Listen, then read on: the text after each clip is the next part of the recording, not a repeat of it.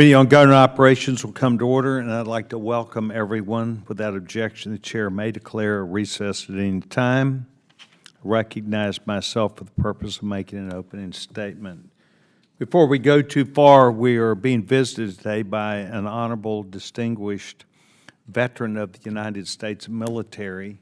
And as I was describing to a Marine, a gentleman who served our country as a Marine, I said, well, this guy, General Al Zaponta, retired two-star Special Forces, United States Army, and he said, yeah, the Army's kind of like the armed services. So, General Zaponta, if you'd please stand up and be recognized for your service, thank you very much.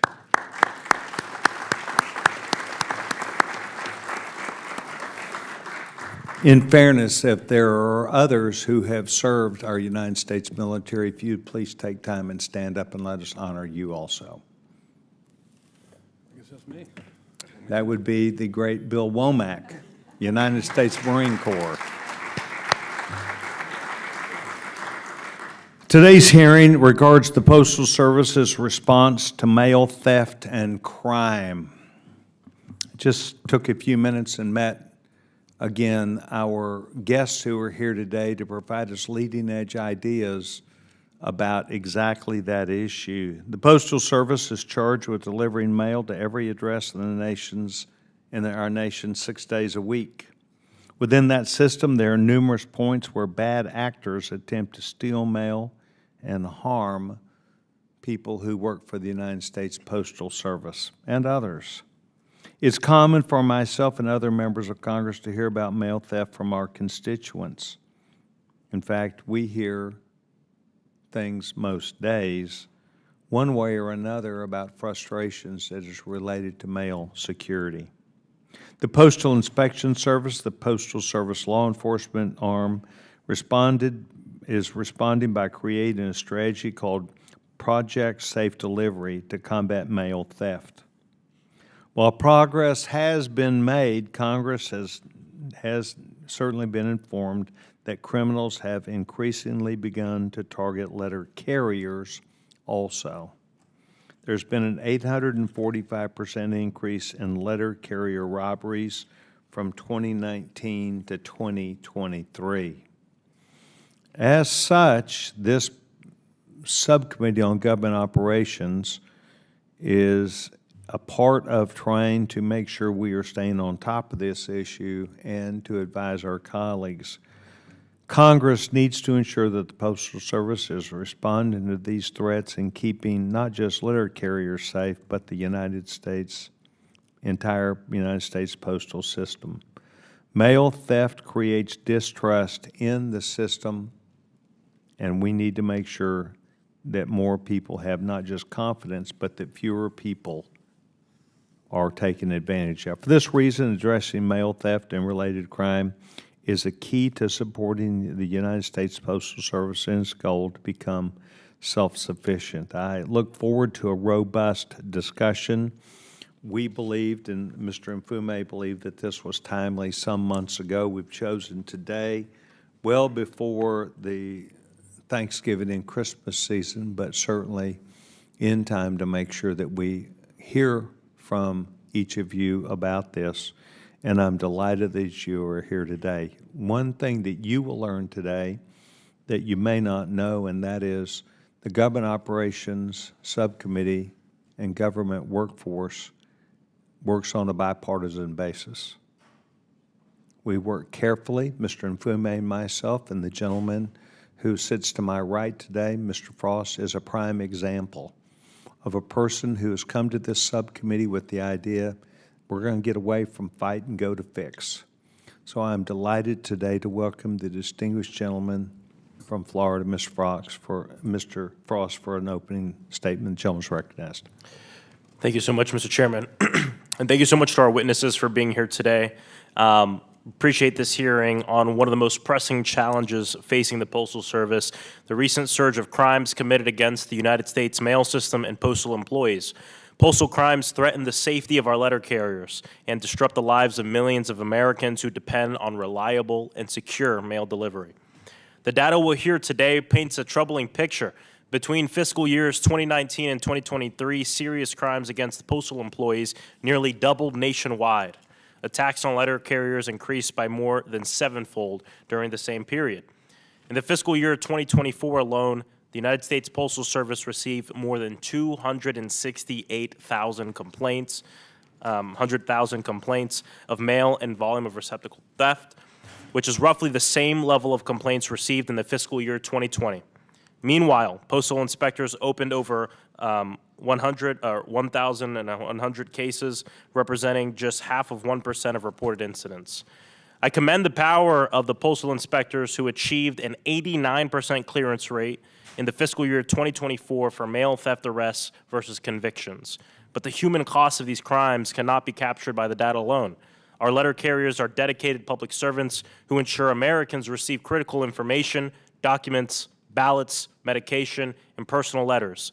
And yet, they are the ones being targeted, assaulted, and robbed at high rates. The theft of universal arrow keys that letter carriers use to unlock mailboxes in bulk have surged from over 1,300 reports in 2020 to more than 3,400 reports in 2024.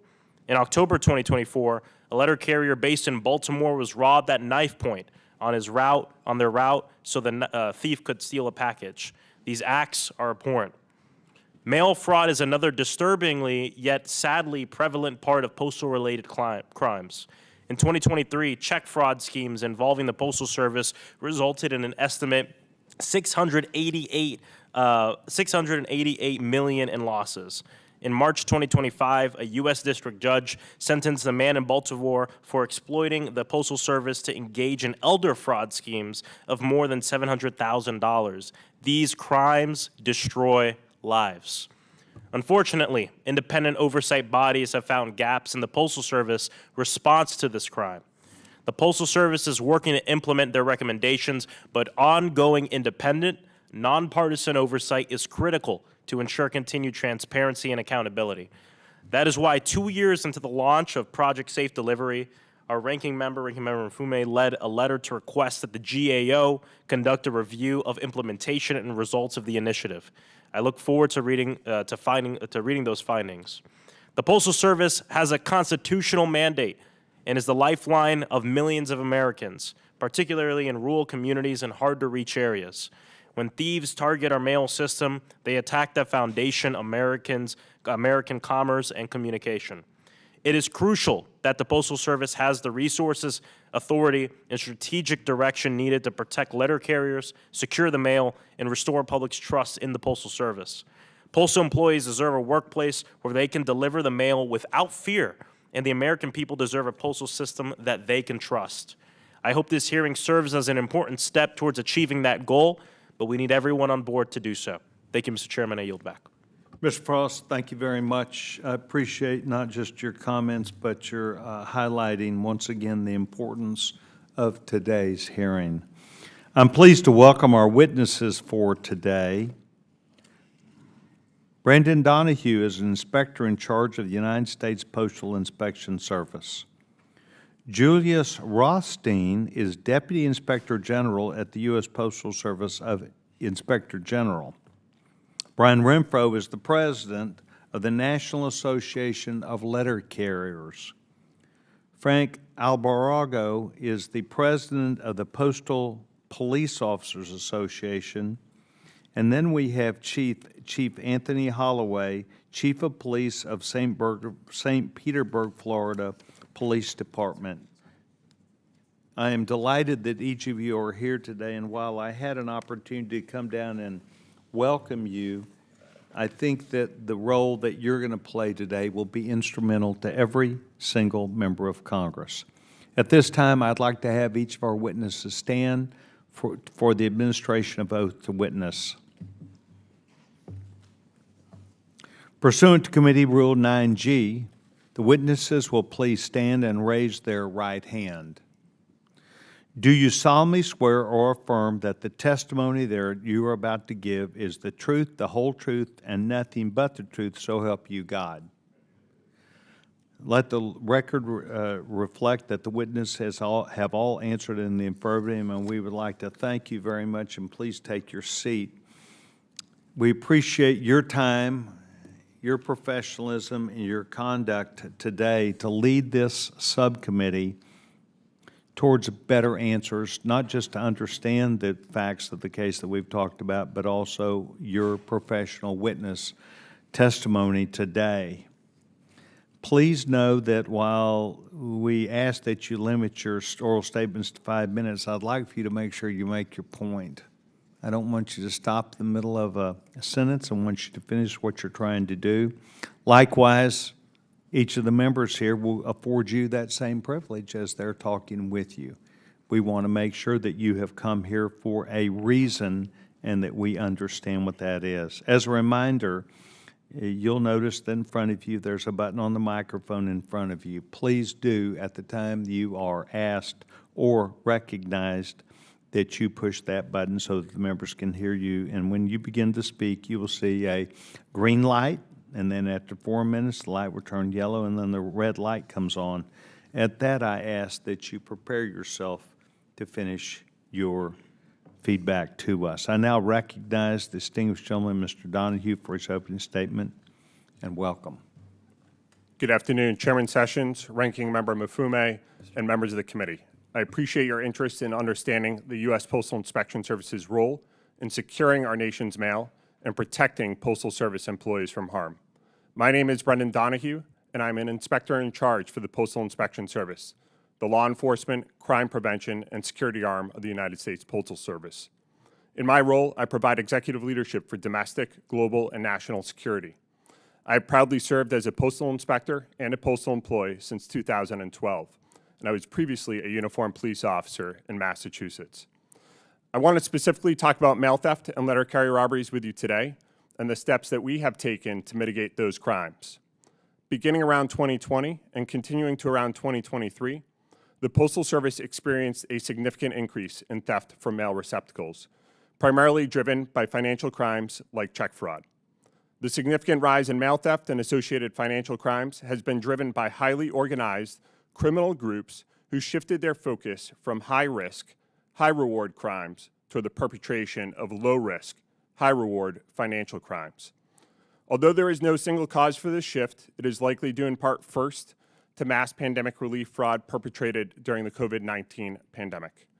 Second, to the proliferation of cyber-enabled techniques that facilitate the perpetration of financial crime.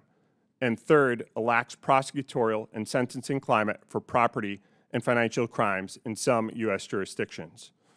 Prior to 2020, mail theft from mail receptacles, such as blue collection boxes, was primarily perpetrated through forced entry or using phishing devices. We countered that with physical security enhancements to mail receptacles. During the same period these physical security enhancements were implemented, and corresponding with a significant rise in mail theft, the Postal Service began to experience a marked increase in letter carrier robberies.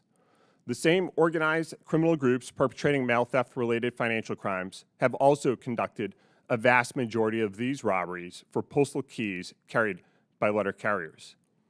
To counter these attacks against our postal employees and to protect our delivery network, we launched Project Safe Delivery, which includes our national strategy to combat mail theft and letter carrier robberies.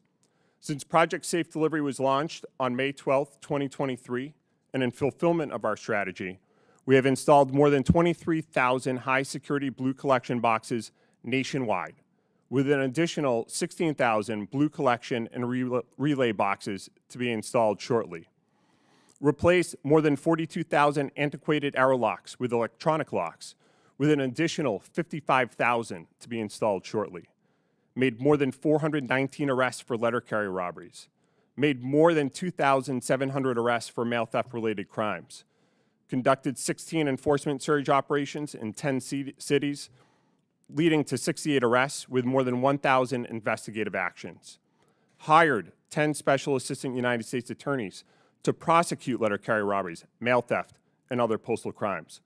Partnered with local and state law enforcement agencies, such as the St. Petersburg, Florida Police Department, who is here today, by adding more than 29 state and local law enforcement task force officers to specifically investigate mail theft-related financial crimes and letter carrier robberies, adding to the more than 140 task force officers we already have.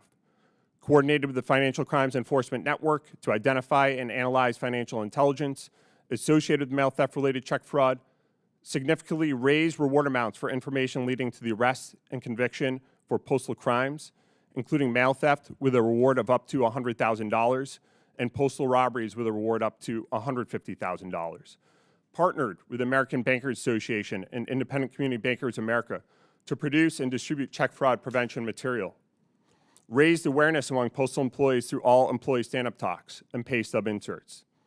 These are just some of the steps we have taken over the past 2 years, and I can report today that we have seen significant progress in mitigating these issues. Last fiscal year, we saw a 27% decrease in letter carrier robberies. And this fiscal year, we are on track to see a 32% decrease in letter carrier robberies.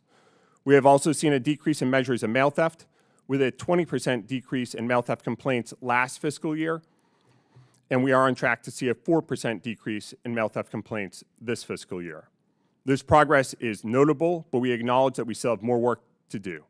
There are no amount of attacks on our employees and no amount of mail theft that will ever be acceptable to us. We also continue to face challenges such as with prosecution, sentencing, and investigative tools, where Congress's help would be beneficial. The Postal Inspection Service is committed to protecting all postal employees, securing the mail, and defending the Postal Service's infrastructure from criminal attack. We have answered this call for 250 years and intend to continue our proud tradition of service. We are committed to our mission and to continually making significant investments of time, capital, personnel, and resources to protect all employees in the mail. Thank you, Chairman Sessions, Ranking Member Maffume, and members of the committee for the opportunity to submit this testimony, and I look forward to answering your questions. Mr. Donahue, thank you very much. Mr. Rothstein, before we come to you, I have a request which I'm going to grant pending Mr. Frost agreeing, and that is that one of our young members, the chairman of the Rules Committee, has asked that she be allowed to go first in asking questions right now because she has a bunch of votes at her Ed and Workforce Committee. So the gentlewoman would be recognized for 5 minutes. Mr. Chairman, I truly appreciate this dispensation you're giving me, and I appreciate the witnesses and Mr. Mfumi, and I'll make this fairly quick. I'll submit some questions for the record for you, but I did want to come here.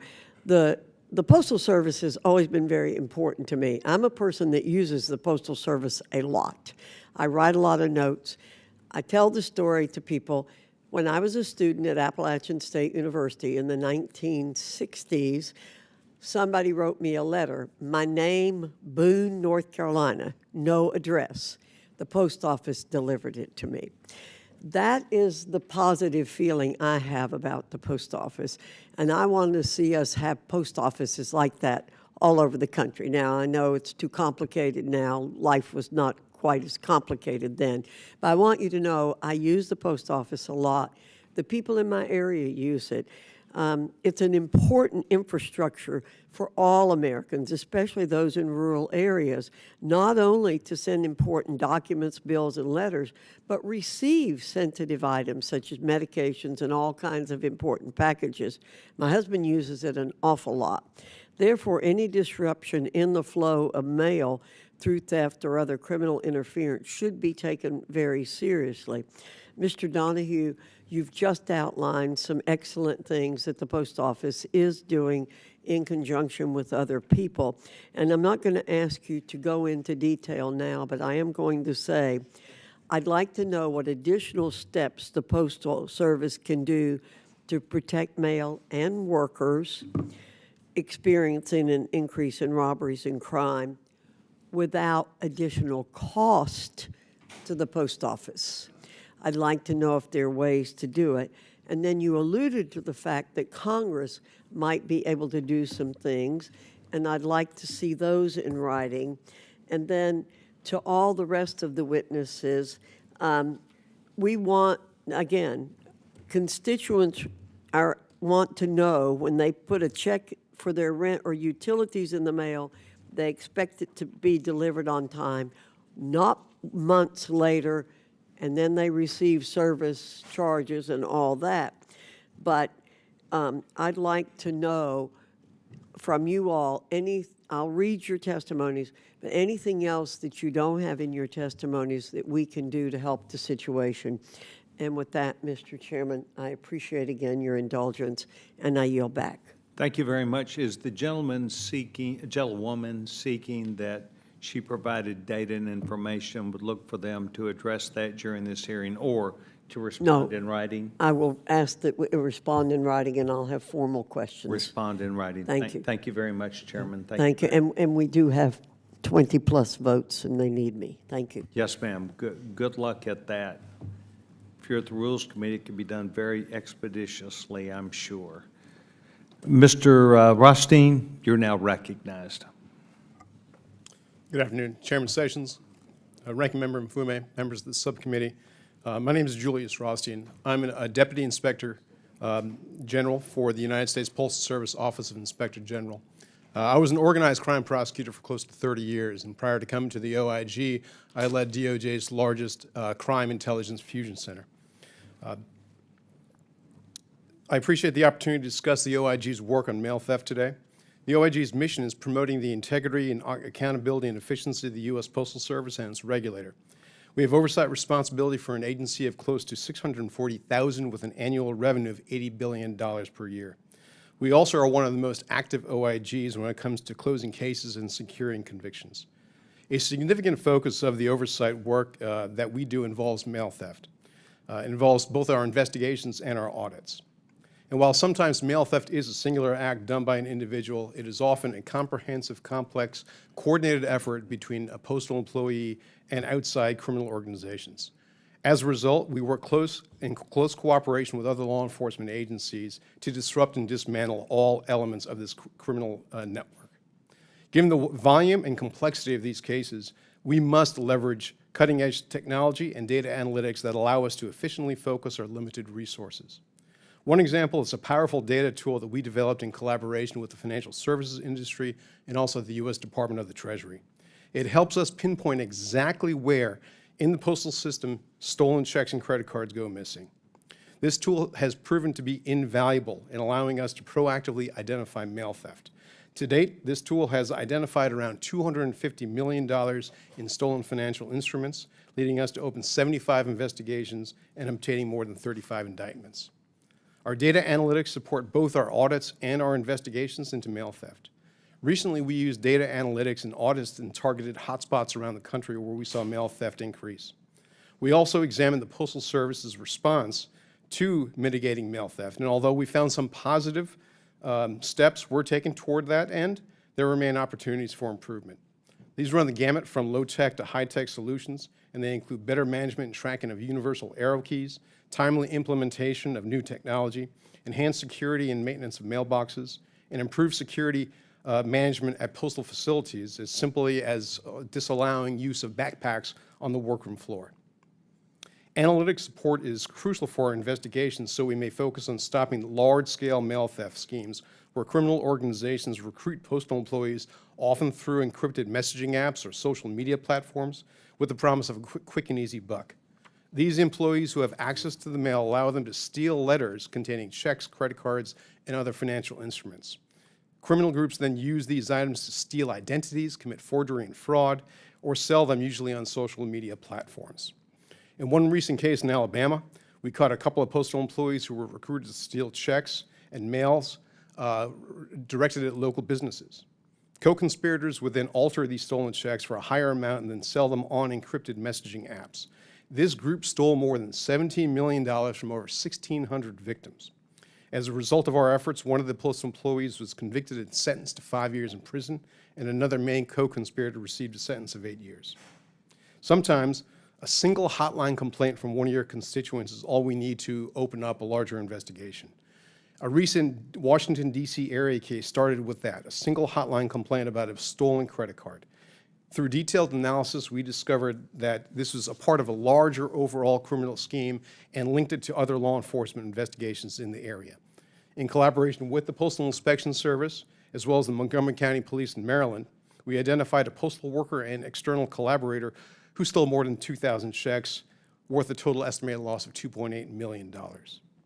In another case, our special agents uncovered a large digital marketplace that sold stolen checks, which also included U.S. Treasury checks. This led to a joint federal and local law enforcement investigation in North Carolina, and we found a postal employee and co-conspirators had stolen checks and sold them on this digital marketplace, costing victims close to $24 million. This case also inspired us to develop an analytics tool that leverages AI to automate our ability to identify and analyze suspected stolen checks. Our agents can now search for these checks in far less time, making them more effective and efficient. This is just a small sample of the work that we do that protects the Postal Service, its employees, and the American public. Thank you again for allowing me the opportunity to talk about our work, and I look forward to answering any of your questions. Ms. Rothstein, thank you very much. The gentleman, Mr. Renfro, is now recognized. Thank you, Mr. Chairman and Ranking Member Mfume, for the opportunity to testify on this issue that is critically important to the nation's 200,000 active letter carriers. The safety, health, and well-being of the public servants that I am privileged to represent are, of course, a top priority for me. They should be a top priority for all of us. If we want to protect America's mail, we have to first protect the people who deliver it. Congress has an opportunity to do that by passing the bipartisan Protect Our Letter Carriers Act, which is a comprehensive solution that would deter crime against postal employees, hold those who commit them accountable, and keep letter carriers and America's mail safer. When I started as a letter carrier in Hattiesburg, Mississippi 21 years ago, violent crime was rare. Unfortunately, that's no longer the reality, as we've heard earlier in this hearing. Since 2022, 5 letter carriers have been murdered while doing their jobs. Thousands of other postal employees have been violently attacked.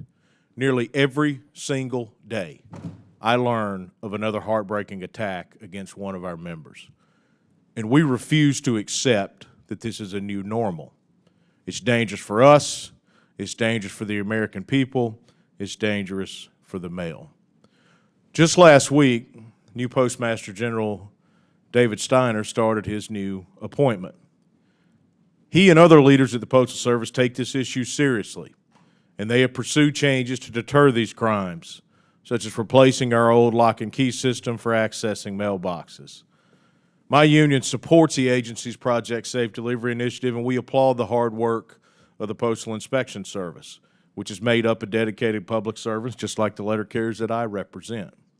But the simple fact is, despite their best efforts, the scope of this problem has severely outgrown their capacity to protect us.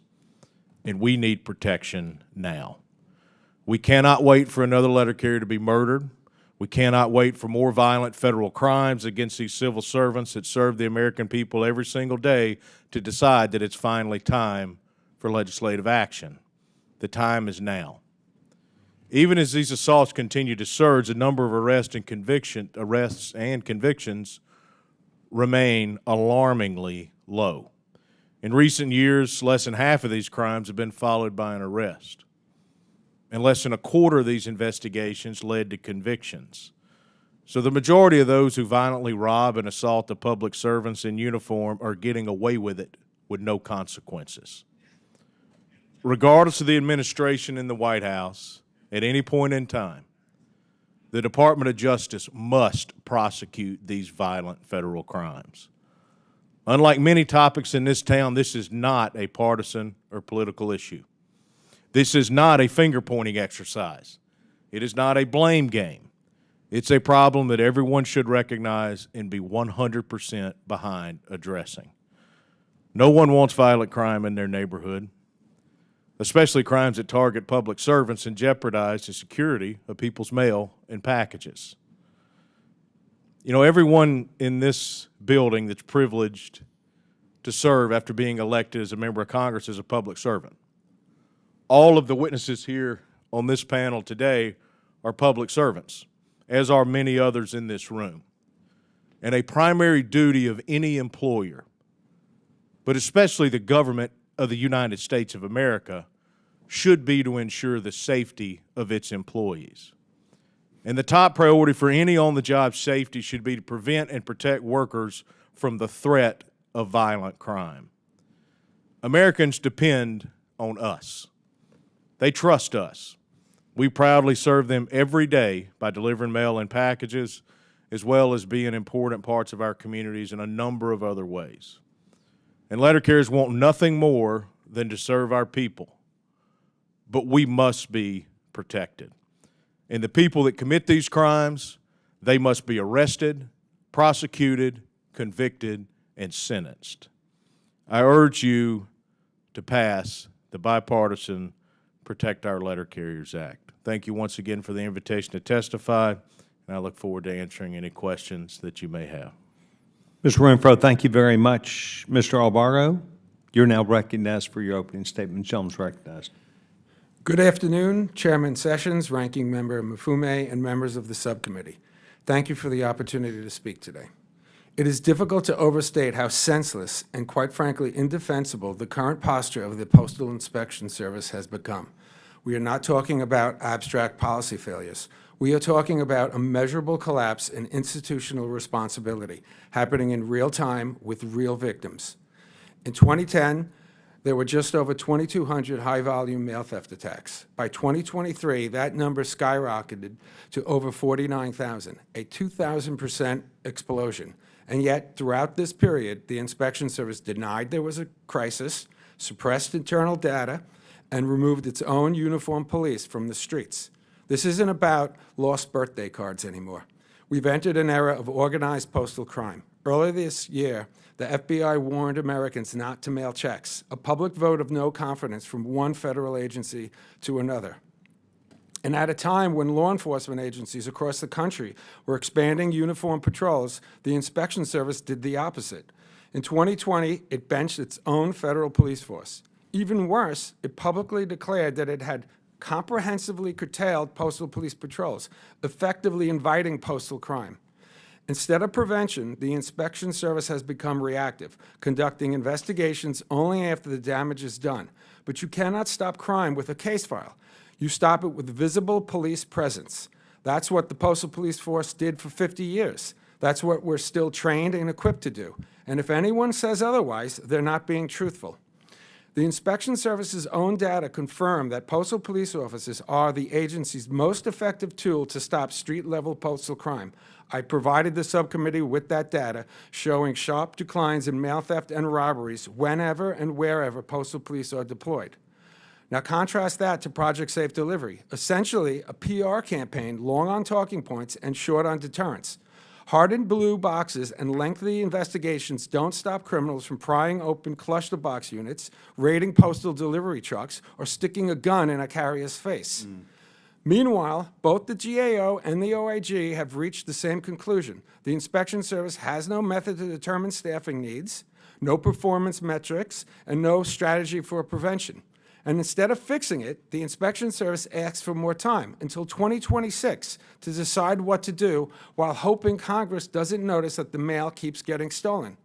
But the solution already exists, the Postal Police Force. Specifically, H.R. 2095, the Postal Police Reform Act, a bipartisan bill that restores postal police authority to patrol high-risk areas beyond postal property, where PPOs are needed most.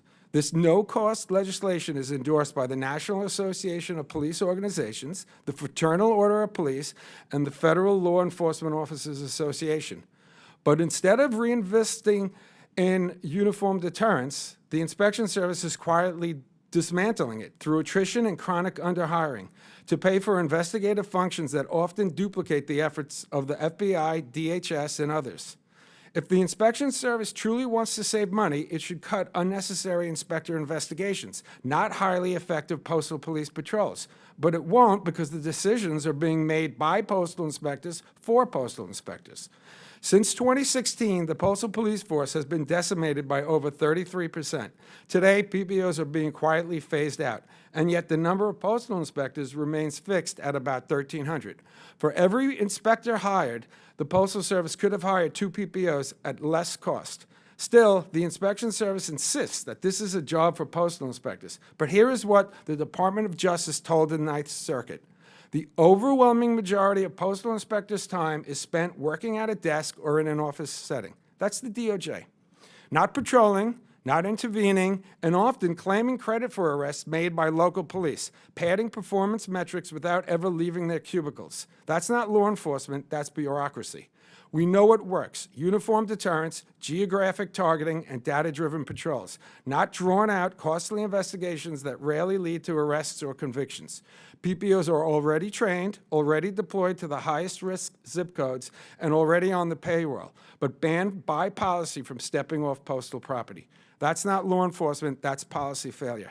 Thank you, and I welcome your questions. Mr. Albergo, thank you very much. Chief Holloway, welcome. The gentleman's recognized.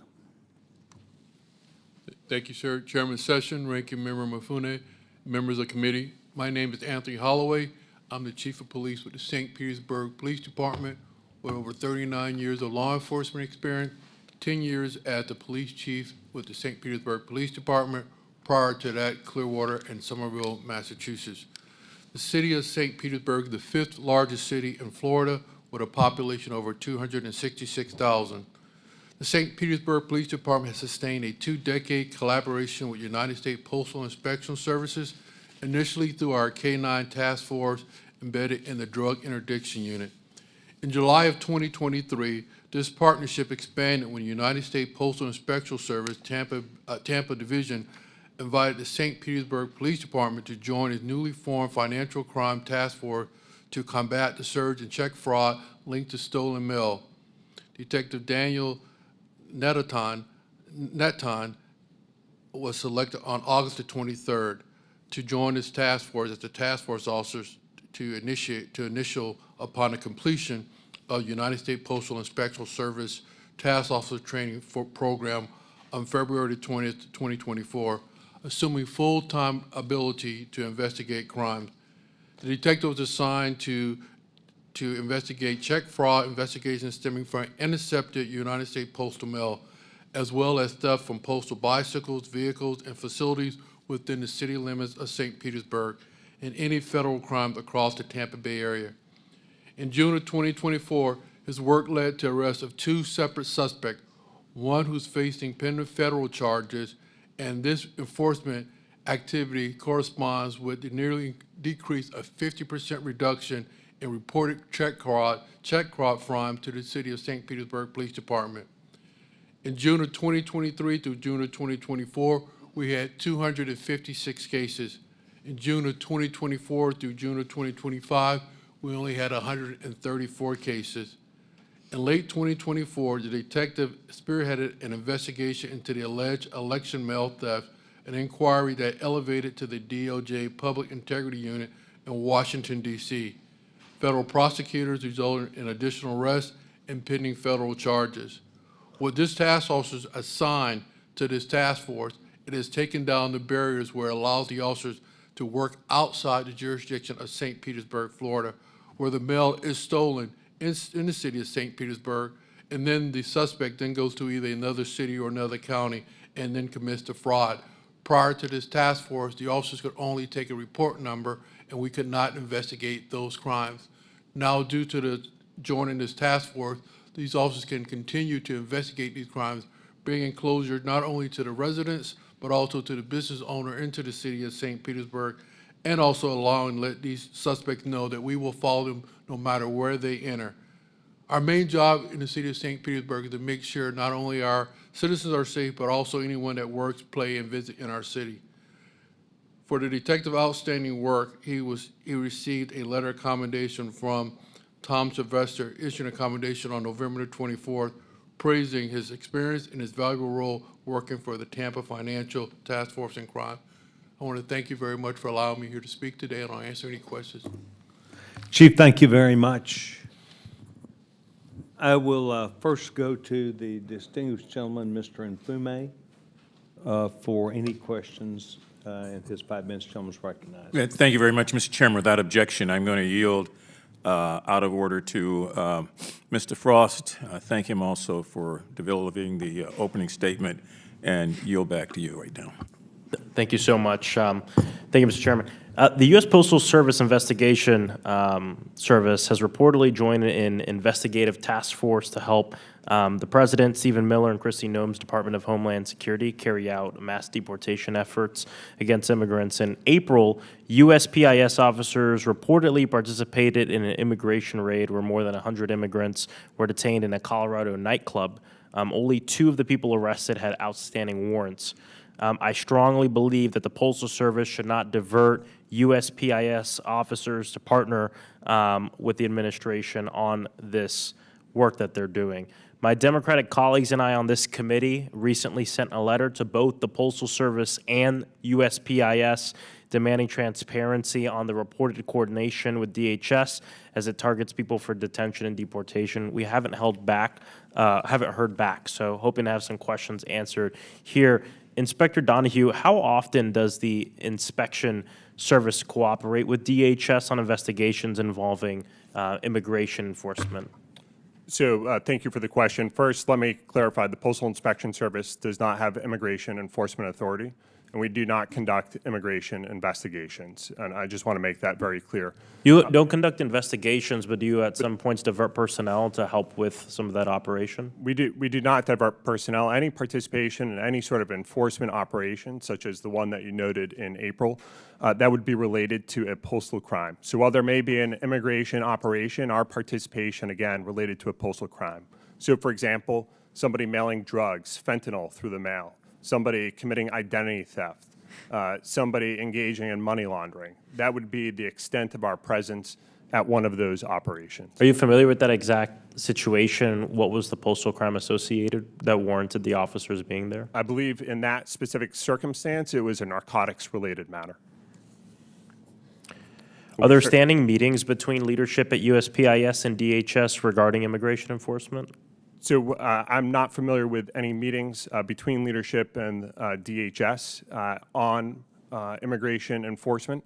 We certainly have met with DHS and FBI and other counterparts relative to the Homeland Security task forces, but we regularly participate in those types of task forces, again, specific to postal-related crime. So those involving the sending of drugs to the mail, the money laundering, those targeting cartels, those engaged in human trafficking where the mail may be used to facilitate that, again, such as with money laundering. That would be our extent of participation in those task forces. Again, not related to immigration enforcement. How many USPIS personnel have been assigned to such cases thus far? Can you provide some clarity to me when you say cases where DHS is involved because there's an immigration matter, but there was also some sort of postal issue going on as well? So I'm not sure at this time, but my team behind me can take that question back and will provide a written response. Thank you. Are there any ongoing agreements that oblige y'all to cooperate with any of this? I'm not aware of any agreements that are in place that would oblige us to cooperate if you're speaking relative to any sort of immigration matter. What happens to inspectors' regular work of combating mail crime if they're assigned to cases that have to do with immigration enforcement? So I'm not aware of us, again, working any of those cases. We do not have immigration enforcement authority. We do not conduct immigration investigations. Our investigations, again, are focused on those postal crimes. That's where our expertise is, and I expect that is where it will continue to be long into the future. We've seen reports of DHS and ICE that they've reportedly broken the law, violated constitutional rights of citizens, non-citizens, detained veterans, different things like this. As it relates to cases where USPIS officers are engaged with DHS, is there any kind of guidance that you all are giving your inspectors when it comes to working with DHS? So our guidance would be our existing policies that we follow, that the Postal Inspection Service has, that guides the work that we do, in addition to following the law and the Constitution, and what we do every single day with investigations that we conduct, regardless of who those investigations are, whether at the federal, state, or local level. Thank you so much, and look forward to a response on some of the numbers we spoke about. Thank you, Mr. Chairman. I yield back. Gentleman yields back his time. Distinguished gentleman, the young chairman, Mr. Palmer. Thank you, Mr. Chairman. We've seen a spike in mail theft and postal-related crime. Is there a particular reason why we're seeing that? Mr. Donahue? I believe so. There are a number of reasons. First, as I referred to in my oral testimony and then also in my written testimony, we have seen a shift from criminal activity, from what would be considered high-risk, high-reward crimes, such as drug trafficking, to those organizations engaging in low-risk, high-reward financial crimes. And that is really what motivates individuals to commit mail theft. They are seeking to steal the mail to perpetrate financial crimes. That has driven the activity. Also, online forums and marketplaces where whether it's stolen checks, postal keys can be easily sold, and also the use of encrypted messaging that makes it more difficult for law enforcement to be able to intercept those communications and to be able to conduct its investigations. All of those things, I believe, have helped to add to this atmosphere where criminals believe it's permissive to commit these crimes. And I think also there's a significant issue when it comes to deterrence and being able to deter these. Again, in my oral and written testimony, I spoke to some of the prosecutorial challenges we have, but then also some of the challenges that we have with sentencing. Well, let me ask you. Yes, sir. I want to go a little bit deeper into this, a little different direction. So, based on your answer there, are they seeking to get personal identification information from the mail? And if they're doing that, are they transferring that, selling that information to international organizations? I mean, is that where we're seeing the uptick? So I believe the uptick is what I mentioned before, specific to the theft of financial instruments. But certainly we see the theft of mail to perpetrate identity theft, the theft of personal identifying information. Do you see international groups involved in that? We certainly do see international groups in a lot of investigations that we conduct, both involving mail theft, financial crimes, and others. We saw during the COVID pandemic an enormous amount of theft in regard to unemployment, bonus compensation, and other compensation. And a lot of that was perpetrated by international groups. Some of it was perpetrated within the United States by different groups, and they were using the mail. For instance, where states sent out debit cards. Is that part of, have we seen, has that continued going forward, that type of criminal activity? So we certainly... You can answer. Yeah. So we certainly have seen, as you noted, during the pandemic, where criminal organizations, both domestically and overseas, perpetrated mass pandemic fraud, taking advantage of the large amount of money that was made available, and also some of the looser restrictions on obtaining those funds. And then, in some cases, stealing checks or prepaid debit cards or other payment mechanisms that were in the mail to perpetrate these crimes. Where do most of these crimes occur? Do they occur at the individual's post office box at the street, or I think theft at collection boxes has gone down quite a bit. Are they interdicting the postal delivery officer en route?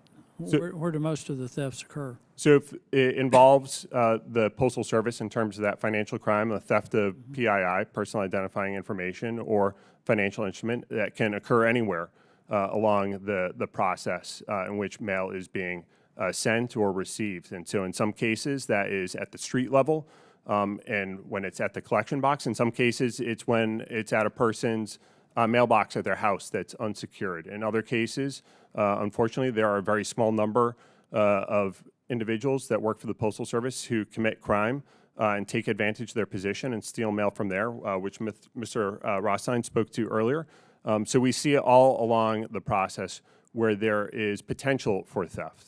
What should people be doing to secure their personal identification information against mail theft?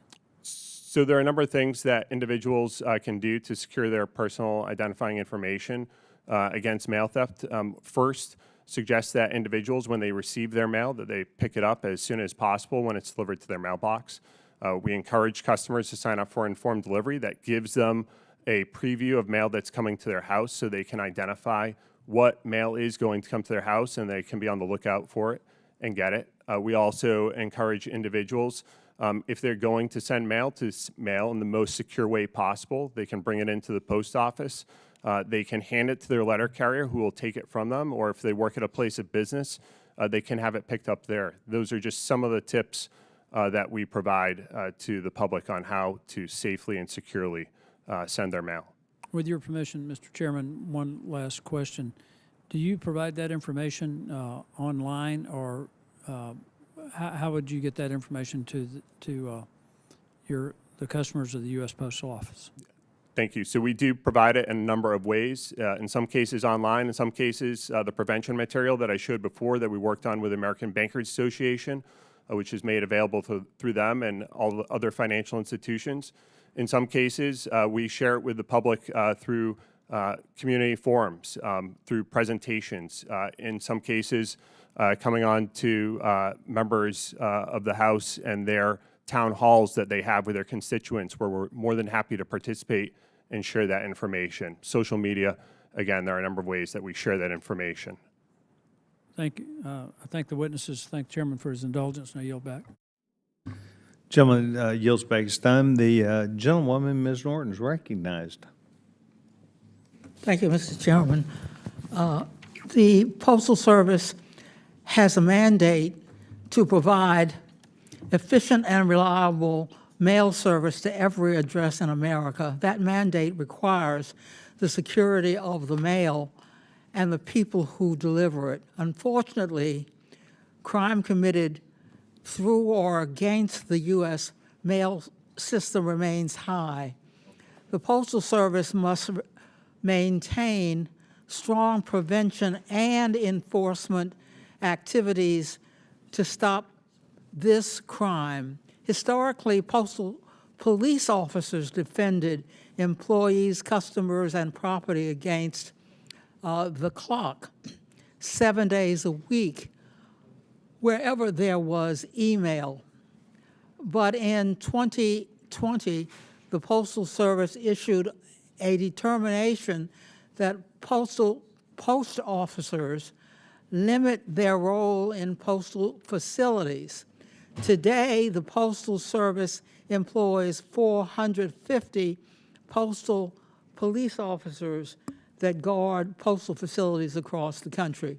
Mr. Allegra, what examples of crimes can postal police officers not assist with under this current policy?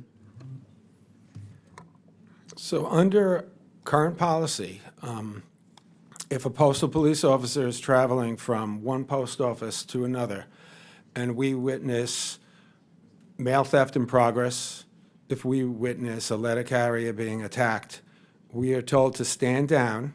We are told to call 911. In New York, we're prohibited from responding. We cannot respond. They do not want us to respond. Thank you. The Government Accountability Office issued a report in 2024 that found that the Postal Inspection Service improperly documented, and here I quote, the processes for determining how many law enforcement workers it needs across its divisions to respond to serious crime, end quote. It is surprising that the Postal Service lacks this critical data to inform the strategic personnel and security procedures. Mr. Donahue, has the Postal Service prepared a cross-current review of its inspector workforce and security assessment? If so, can you provide this information to the committee as soon as it is complete? So thank you for that question. In regards to the workforce assessment that you spoke of, that is underway now, and I expect that will be completed by September 1st. And we will make sure that once that is complete and available to share, that is shared with you. Thank you. I hope the new Postmaster General will reverse the Postal Service's decision to limit postal police officers' jurisdiction? If not, Congress should. I yield back. Gentlewoman yields back her time. Ms. Randall, you're now recognized for 5 minutes. Thank you, Mr. Chair. You know, Americans in all of our districts rely on the Postal Service to ensure the safe and efficient delivery of sensitive information, personal letters, cards, financial documents, medicines, ballots.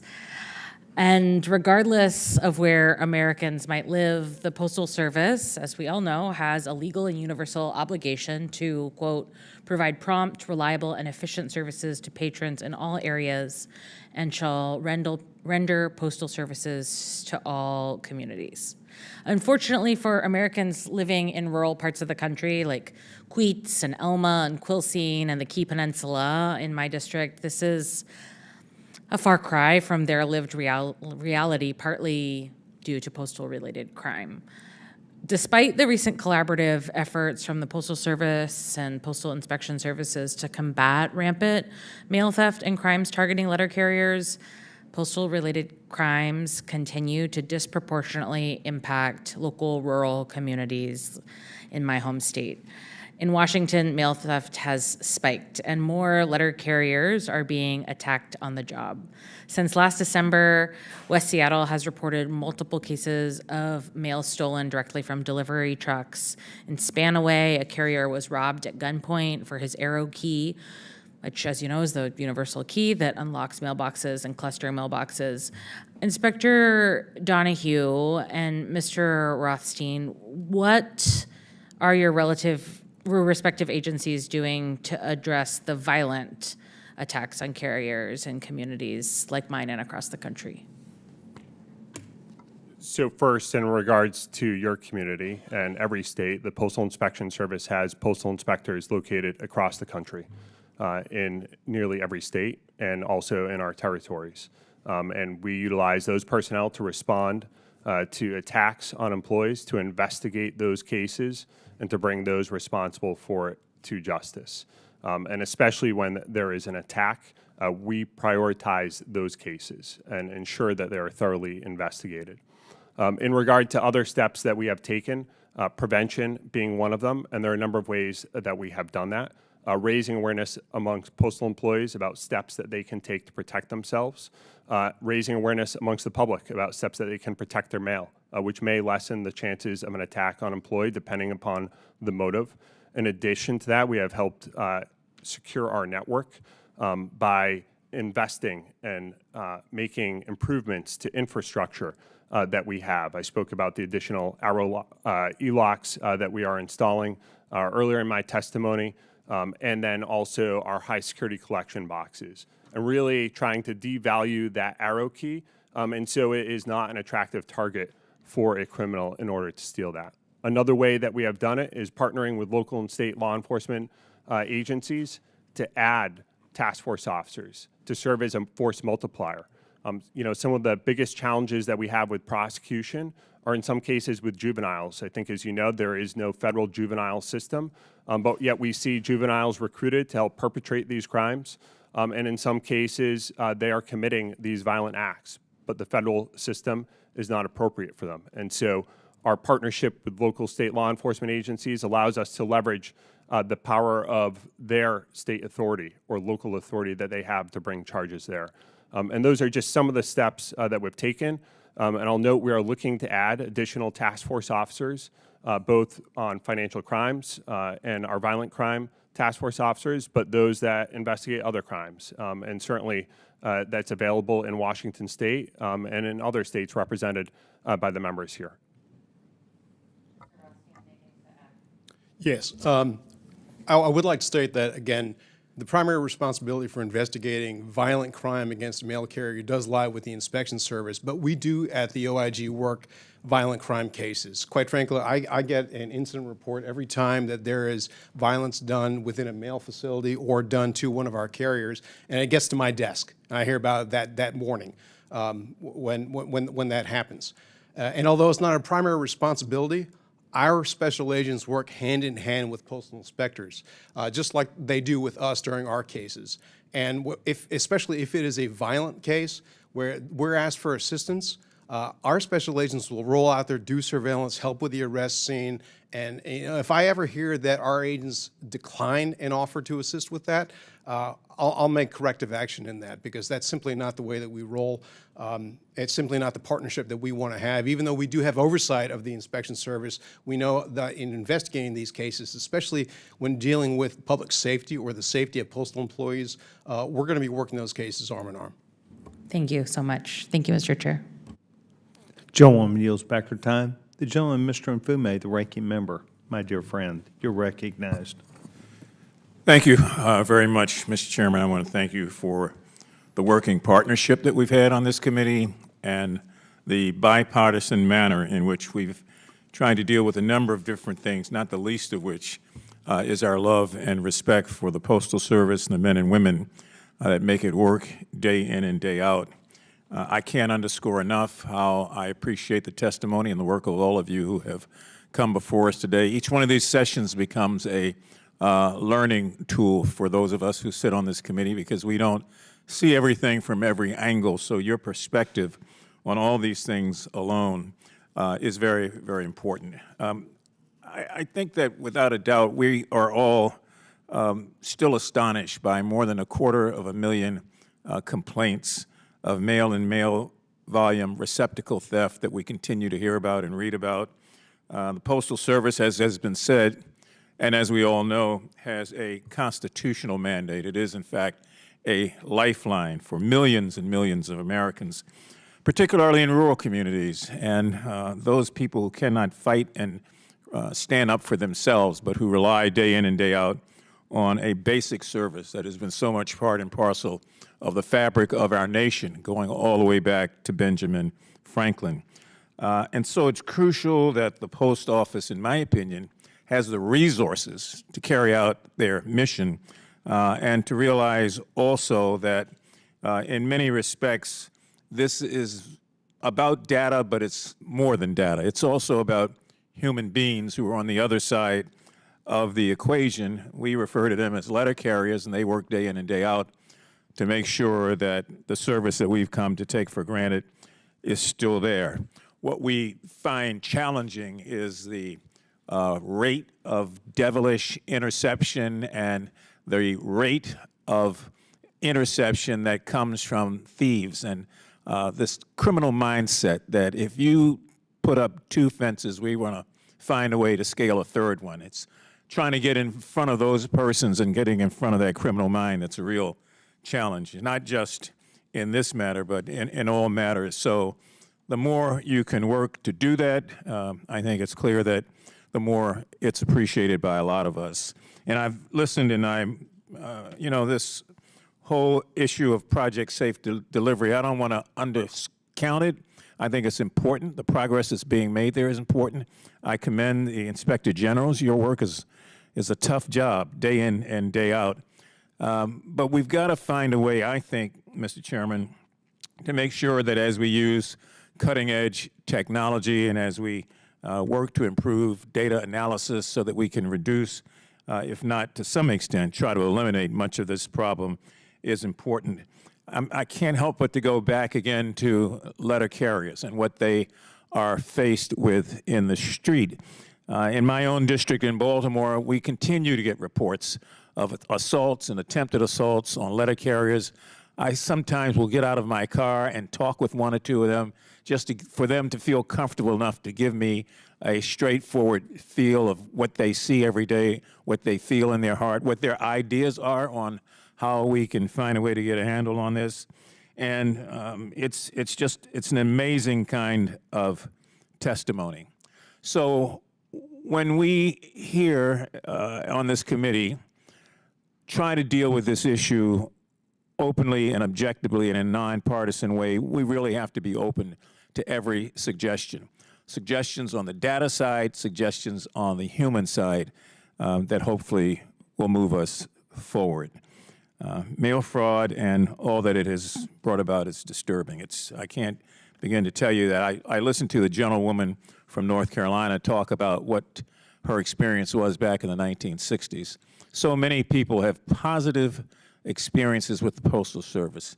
The Postal Service rating among Americans has been high for such a long time, and it's because the Postal Service is a part of the family. That's how people look at things. So when I, Mr. Albergo, listened to your testimony, I am reminded of that testimony that I heard from you and from many of your men. In fact, a year ago or 2 years ago, they presented me with their badge. They said, take this, put it in your desk.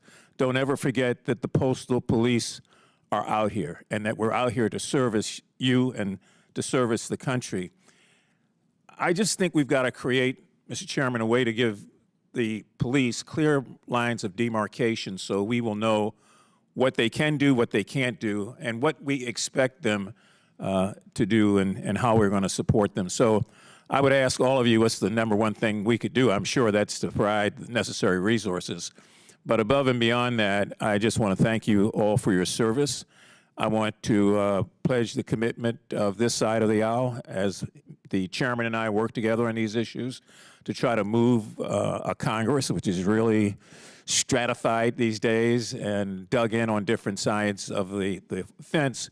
We try to find that slither in the middle where most people are, which is where you're governed from.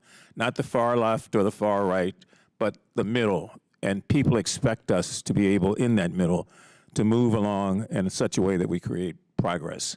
So I'm sure this is not going to be the last time that we see some of you before the committee. I would strongly urge, outside of your written testimony, if there are new things that develop over the course of the next couple of months, that you transmit them to the chairman and myself so they can also take those into consideration. And where there needs to be clarity on news reports sometimes that are a little ambitious, to say the least, that you provide us with what the actual facts were and are. With that, Mr. Chairman, I would yield back the balance of my time. Thank you again. It's been a good working partnership, and I yield. Mr. Mfume, thank you very much. The chance to hear your comments about the workability of this subcommittee, I hope is important to anyone who is listening, because when we do work together, I think we achieve so much more. I would ask unanimous consent that a statement provided by the National Association of Postal Supervisors be into the record. Mr. Chuck Muldor, who is in attendance today with Mr. Levy, and I welcome both of you. Without objection, that'll be entered into the record. Good to see both of them. It is good to see both of you. Okay. Mm-hmm. Chief Holloway, you heard Mr. Mfume give strong credence and support to postal workers, postal employees that also include their law enforcement, and the men and women who take an obligation to deliver our mail fairly, quickly, properly. Sometimes we, and I think it's the reason why you were included on here, at least the reason why I included you, was we also count on our local partners. And you represent, by being a chief in Florida of a large department, you recognize that we just don't have enough postal police officers, inspector generals, and those postal inspectors to be looking out everywhere, every time. Talk to us about a reasonableness issue related to the way you see it, about your officers, your command, your use of your force in support of crimes that may be committed against people, including the United States Postal Service. Thank you very much, Chairman, for that question. Yeah, I'm sorry, sir. Is your microphone on? It is, sir. Okay. I need to turn my hearing aid up. I don't have one, but I'll pay attention here. Thank you, sir. Thank you again, sir. Thank you for the question. In the city of St. Petersburg, we have over 602 officers, and our partnership with the United States Postal Inspector Services works quite well because it gives us that added tool that we need to help enforce the crime that are in our community. Again, as I said earlier statement, it breaks down some of the walls to give the investigators the ability to go throughout the county, throughout the state, to follow these criminals no matter where they are. Our main primary goal is to make sure that the citizens in the city of St. Petersburg are safe at all times, and the people that work there, our mail carriers. So when there is an issue, that we want to be working hand in hand with the inspectional services to make sure that we can address that. I can tell you, I only can speak for the Tampa Bay region, that when something does happen, that the inspectors and the local law enforcement officers are working hand in hand together to figure out how we're going to, one, make sure that the mail person is safe, and also make sure the community is safe. The biggest thing that we see early, like I said earlier, is that the victims, when their checks or when their credit cards are stolen from them, there was no follow-up, because it happens in one jurisdiction and the suspect will go to another jurisdiction, and those two local law enforcement agencies are only going to handle the crime that occurred in their city.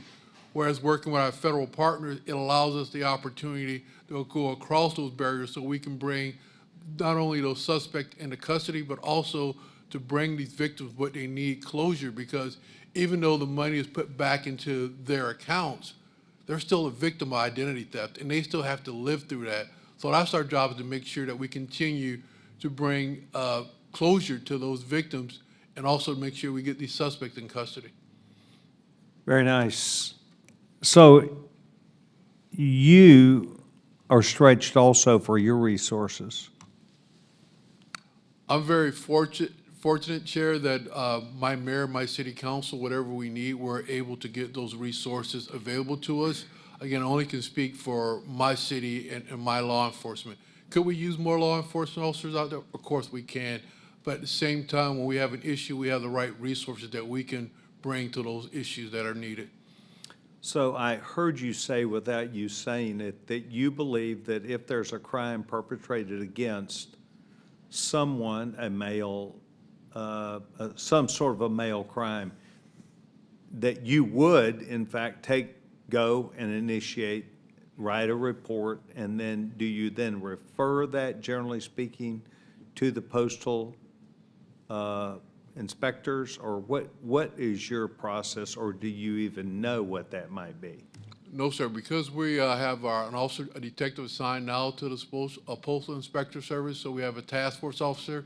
So he is available now, and he can investigate those crimes, where before we were part of his task force, it would just sit there, it would just be a report number waiting for someone to look at it.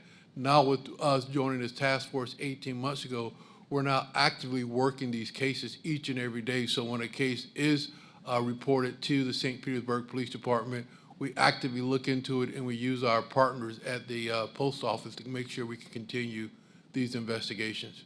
Without putting words into your mouth, because you have this association that is a strong working relationship, is there, generally speaking, a time of the year that you believe your officers would be reminded, and there would be a higher level of understanding to be looking for mail crimes, postal crimes to occur, to where, because you do have that relationship, it helps your officers to spot and solve these matters?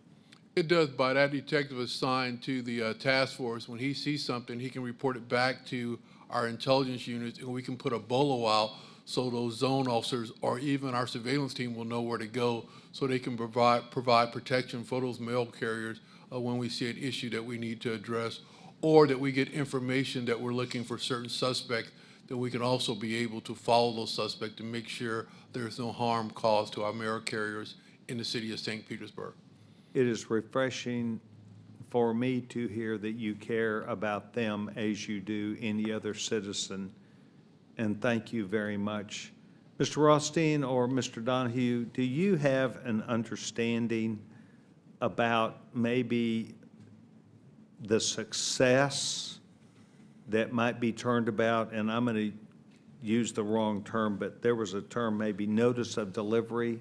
I have had that in my mail, or where they notify you of the delivery.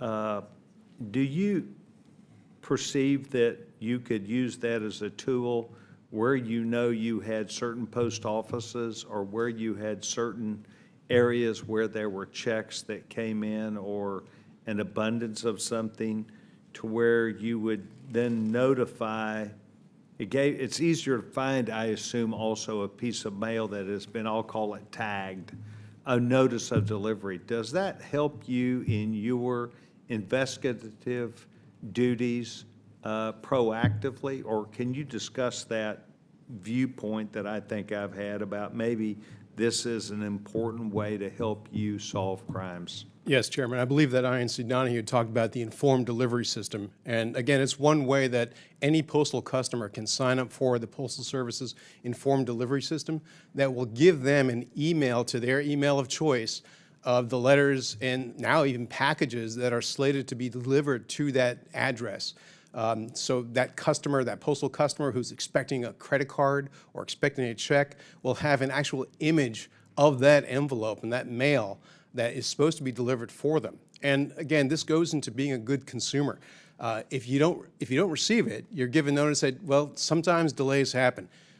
Give it a couple days. If you don't receive it within 3 days, I always say give the OIG a call, right? Because again, if it was on the mailman's part, that is primarily our responsibility to investigate the internal employees if they're involved. Go to our hotline, file a complaint, give our OIG a call, and we do use data for that. I know that the ranking member talked about data and the difference. Yes, there's the difference between victims of violent crime as well as looking at the data. But the data does enlighten and give our agents insight into what's happening. If you're familiar with military threat attack doctrine or cybercrime, there's a term called 0 day, and that is the time of realization of that vulnerability when it's either a cyber attack or a military attack. The 0 day when it comes time to financial crime is the realization that your accounts have been compromised. A check has been stolen, someone has withdrawn amounts or charged to your credit card or created another credit card in your name. That happens, unfortunately, so much later because sometimes consumers are either not very, again, vigilant in checking their credit card statements and check statements, or they're just simply unaware fraud has happened. What the data has done, especially with this data sharing partnership that we have with the Treasury Department and more than a dozen banks in the United States, is that we get this data and we are informed about credit cards and checks that are not delivered in the requisite amount of time. And it allows us sometimes to act even before that fraud is committed or that check is converted or stolen on the, again, encrypted messaging apps. And that's a huge tool in reducing the cost to consumers, huge in reducing the cost to financial institutions, and it gives us a leg up because now we know what financial instrument has been compromised, and we could look through the, again, the platforms that we know are being used for illicit sales and resales of these stolen items that were stolen from the mail. And so it gives law enforcement a leg up. And so when you talk about successes, again, it's one thing to talk about how this is effective. I wouldn't necessarily call it successes right now because we're seeing, again, similar actions like this that we don't have the resources to respond to from last year and projected this year alone. We use data in all these data sources to examine what are the potentially similar different types of cases that we don't have the resources to open, and unfortunately that number is over 100,000 different cases. And quite frankly, with 450 agents, we're limited in what actions we do take, and so it makes us more effective, but we're far from, I think, seeing the success that the American public really deserves in having their financial instruments, their hard-earned money secured.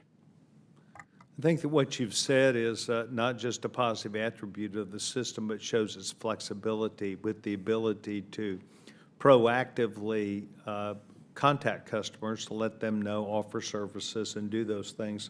One of the things which I regularly try and do is I try and give tips or feedback to people, whether it be about Medicare, Medicaid, Social Security. I really need to include something about this informed delivery.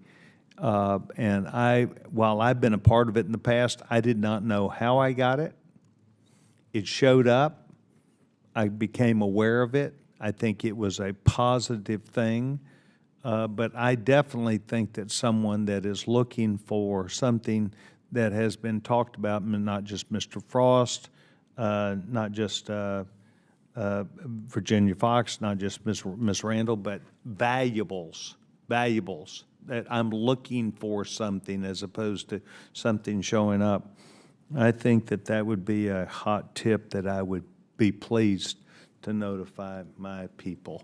Lastly, the issue of cluster boxes.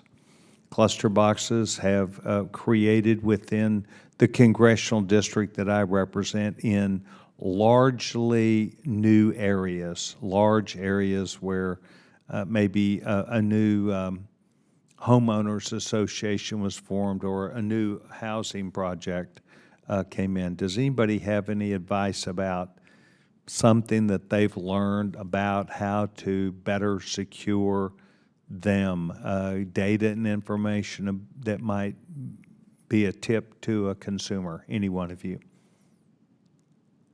So in regard to cluster boxes and securing them, I think one of the most important things that somebody's a resident of a neighborhood that has a cluster box, if there is damage to it, either if it's due to purposeful damage or if it is inadvertent damage, that they report that so that that can be repaired. I see so often where cluster box units and even in apartment buildings, those apartment mailbox panels, they become damaged and then they become potential targets for theft and go unreported. And so to the extent that it can be shared with the public to report those instances when it's damaged, to do so. And that also affords us and the Postal Service the ability to determine whether or not potentially that cluster box unit was broken into and if it was purposeful or if there was some other reason for it. And so it also affords us the opportunity to work with the homeowners association to get it repaired.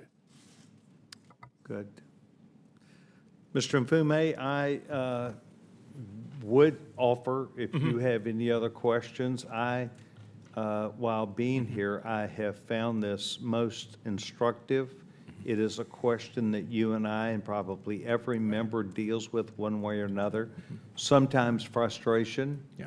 Sometimes achievement, but I will tell you that one thing that you and I know, and that is the men and women by and large, vastly across this service, are devoted to not only their job, but also think of themselves as being public servants also. And I think that that is a high standard that speaks volume about each and every one of you. Chief, you would fit in there also, though not with the Postal Service, but in service. Let me follow up on this matter of cluster boxes and arrow keys. It seems like it's all I've been talking about the last 5 years.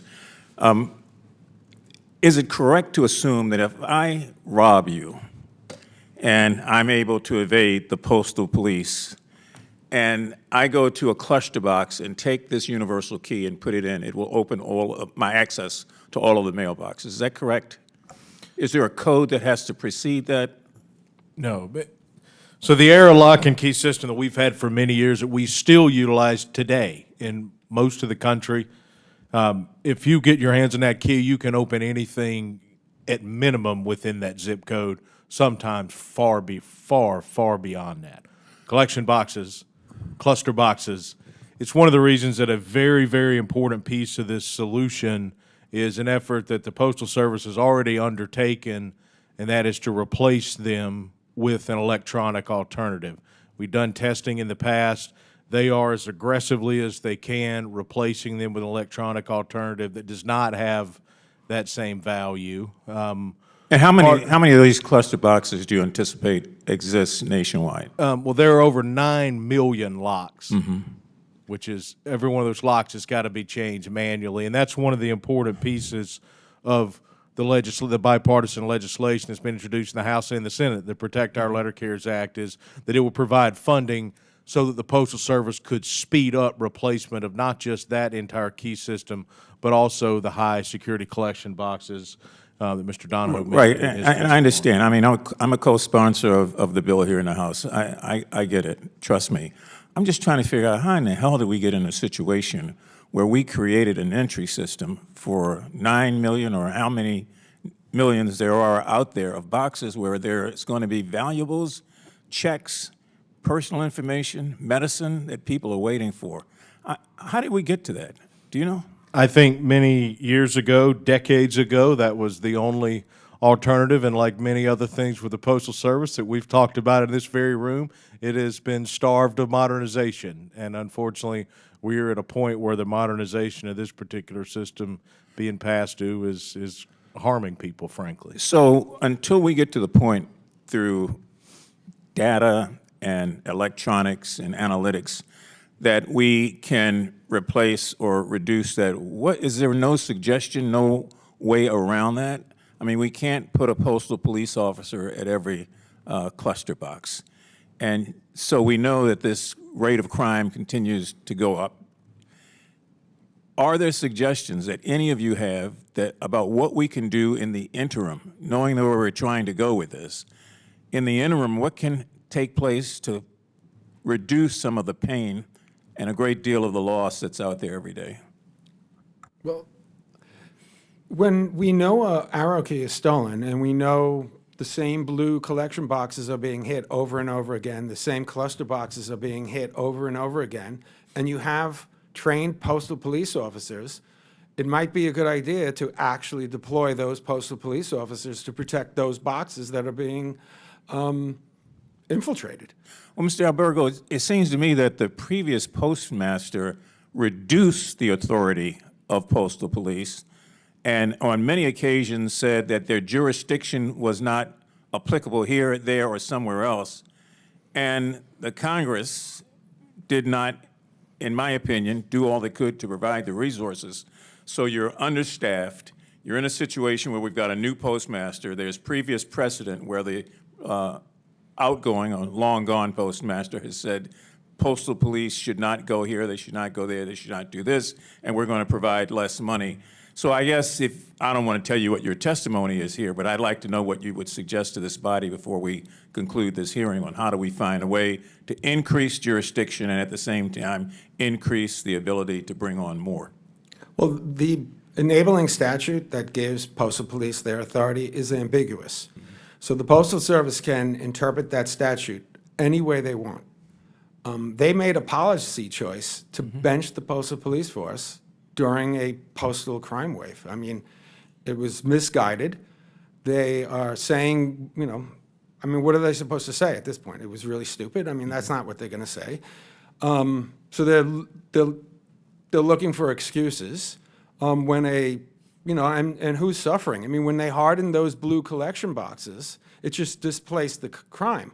It put a target on letter carriers' backs, and carriers started getting robbed. And while that was happening, the inspection service, you know, it wasn't actually their choice. It was postal legal that made the decision. They grounded the postal police. And not only did they ground us, when media asked why, they said, well, postal police don't have any jurisdictional authority. And, you know, most people don't differentiate postal police from the Postal Inspection Service. So the Postal Service was actually saying the inspection service, well, this is what people were hearing. The inspection service doesn't have authority to arrest mail thieves. So it was a criminal free-for-all. Yeah, yeah. That it was. Mr. Chairman, I yield back. Thank you, Mr. Albergo. Thank you very much. This now ends the hearing portion of this, and I would defer to Mr. Mfume if he would choose to give a closing statement, and then I plan to. Now, I really don't have much more to say. I think the witnesses can see my frustration. I can see their frustration. We all have different roles in trying to figure this out. And I think we all feel a great deal of empathy for victims across this country who are expecting medicine or valuables or checks in the mail only to find out that they don't get them. And then, of course, the people who are delivering them are under threat of being robbed, shot, stabbed, or killed. Maybe we ought to conclude on my side with that, Mr. Chairman. I want to thank them again and thank you, and certainly yield back for whatever statement you might have. Mr. Mfume, thank you very much. I hope that the witnesses who are before us today recognize that as you drew questions from members, there still is a wide variance of people who have comments about the Postal Service. It is my hope that you heard us say today that we have confidence in you, that we do know that the cost of the stamp and the cost of the Postal Service and the work that is being done, the day-to-day work that is done not only by these letter carriers but the mail people is one that goes on and on and on, and they're expected to and do deliver, and many times in overtime and circumstances that are not beautiful. We have circumstances like the floods that we had in Texas, where those rural letter carriers in most of the instances that I am thinking of now, but also others in the service, where the post office bends over backwards to accommodate communities and people and hold mail and try and do the extra work that it would mean to someone who might be in stress, someone who might be searching to find a loved one who perhaps they cannot find now or have not been found, would recognize the need that family has to gain confidence of getting their mail. I could just go through 100 circumstances that could happen, freezes, tornadoes, crisis that families have, and the post office is embedded in much of those same types of circumstances. And when I deal with the post office, I find that they want to bend over backwards to help people. So on behalf of this subcommittee, which is has the jurisdiction for the Postal Service, I want you to know that Mr. Mfume and I have great confidence in what you've done today. You helped us to prepare ourselves as we think about the future, and perhaps more importantly, to know that Mr. Mfume and I appreciate and respect you and the people you represent in the Postal Service. Now we'll move to the end with that, and without any objection, all members have 5 legislative days within which to submit material and additional written questions for the witnesses, and they will be forwarded to the witnesses from the subcommittee. If there's no further business without objection, the subcommittee stands adjourned.